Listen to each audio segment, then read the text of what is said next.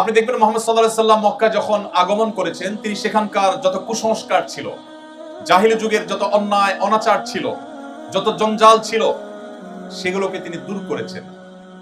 কত বছরে?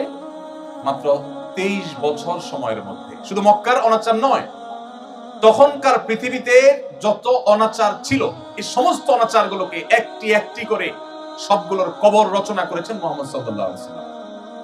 আপনারা জানেন, আমাদের বোনরা শুনছেন এখানে নিশ্চয়ই, কন্যা হিসাবে যে সমাজে জন্মগ্রহণ করাটাকে অপরাধ মনে করা হতো। আল্লাহ কোরআনে বলেছেন, ওয়াইদা বুশশিরা আহাদুহুম বিল উনসা যাল্লা ওয়াজহুহু মুসওয়াদ্দান ওয়া হুয়া কাযীব।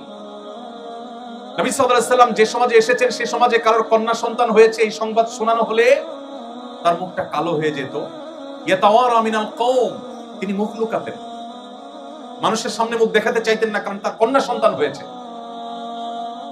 আপনি চিন্তা করতে পারেন এই জায়গা ছিল কন্যা বা মেয়েদের অবস্থান। সময় কিন্তু 23 বছর।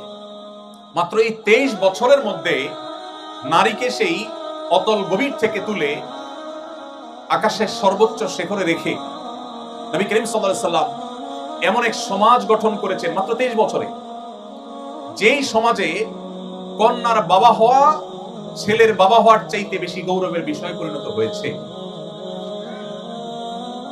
আপনারা অনেকেই হাদিস জানেন, নবী করিম সাল্লাল্লাহু আলাইহি সাল্লাম বলেছেন, কারোর যদি দুটি কন্যা সন্তান থাকে এবং সে যদি সেই দুটি কন্যা সন্তানকে সুশিক্ষা দেয়, সঠিক দীক্ষা দেয়, তাদের মধ্যে কোনো বৈষম্য না করে, সুবিচার করে, তাদেরকে সুশিক্ষা শিক্ষিত করে, আদর্শবান মুসলিম করে, ভালো পাত্রস্থ করে, এক কথা তাদের সকল অধিকার যদি সঠিকভাবে আদায় করে, এবং কন্যা সন্তান হয়েছে এটার জন্য তিনি কোনো লজ্জিত, অনুতপ্ত বা হেজিটেশন ফিল না করে প্রাউড ফিল করেন, নবী করিম সাল্লাল্লাহু আলাইহি সাল্লাম তার জন্য জান্নাতে, বরং নবী সাল্লাল্লাহু আলাইহি সাল্লামের সান্নিধ্যে জান্নাতে থাকার শুভ সংবাদ দিয়েছেন।